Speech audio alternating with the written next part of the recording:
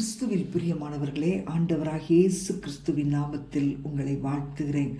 ஆதியாகமம் 9:11 இனி மாம்சமானவைகள் எல்லாம் ஜலப்பிரளயத்தினால் சங்கரிக்கப்படுவதில்லை என்று உங்களோட என் உடன்படிக்கை ஏற்படுத்துகிறேன் என்றார். தேவனாகிய கர்த்தர் நோவாவின் நாட்களில் அவன் குடும்பத்தை மட்டும் காப்பாற்றினார். பூமியில் காணப்பட்ட மற்ற மனிதர்கள் ஜலப்பிரளயத்தினால் சங்கரிக்கப்பட்டு அழிந்து போனார்கள்.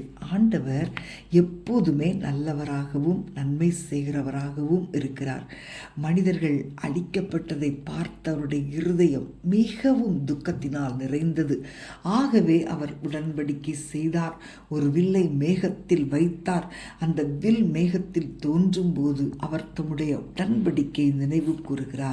ஆண்டவர் தம்முடைய வார்த்தையில் என்றும் உண்மையுள்ளவர். ஆண்டவர் இயேசு தம்முடைய சீஷர்களோடு படகிலே பிரயாணம் செய்தபோது புயலும் காற்றும் வீசினது. அதை கண்டு சீஷர்கள் பயந்தார்கள். ஆண்டவர் இயேசு எழுந்து காற்றையும் கடலையும் அதட்டினார். அப்பொழுது மிகுந்த அமைதல் உண்டாயிற்று. பாருங்களேன், சாத்தான் அழிவை ஏற்படுத்த முயற்சித்தான். ஆனால் ஆண்டவர் இயேசுவால் அழிவு தடுக்கப்பட்டது. அன்பான தேவனுடைய பிள்ளைகளே, நம்மோடு உடன்படிக்கை செய்திருக்கும் ஆண்டவர் ஒருபோதும் அதை மீறமாட்டார்.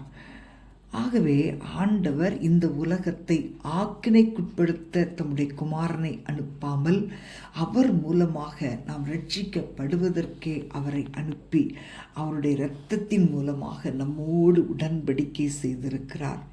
பிரியமானவர்களே, இயேசுவின் இரத்தத்தின் மூலமாக நாம் அவருடன் உடன்படிக்கையில் இணைக்கப்பட்டிருக்கிறோம்.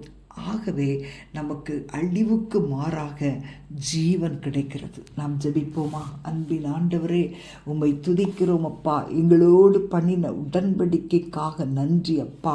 நீர் உம்முடைய வார்த்தைகளில் உண்மை உள்ளவராயிருக்கிறீர். சத்ரு இந்த பூமியில் எல்லா வாழ்க்கையிலும் பல காரியங்களை செய்தாலும் நீர் எங்கள் மேல் வைத்த கிருபை எங்களை பாதுகாக்கிறதப்பா. நீர் எங்களோடு பண்ணின உடன்படிக்கையினால் நாங்கள் இன்றைக்கும் ஜீவனோடு இருக்கிறோம். உம்முடைய விலையேறப்பெற்ற இரத்தம் ஆண்டவரே எங்கள் வாழ்க்கையில் மிகுந்த அமைதலை உண்டாக்குகிறபடியால் உம்மை நாங்கள் நன்றியோடு துதிக்கிறோம். இயேசுவின் நாமத்தில் பிதாவே, ஆமேன், ஆமேன்.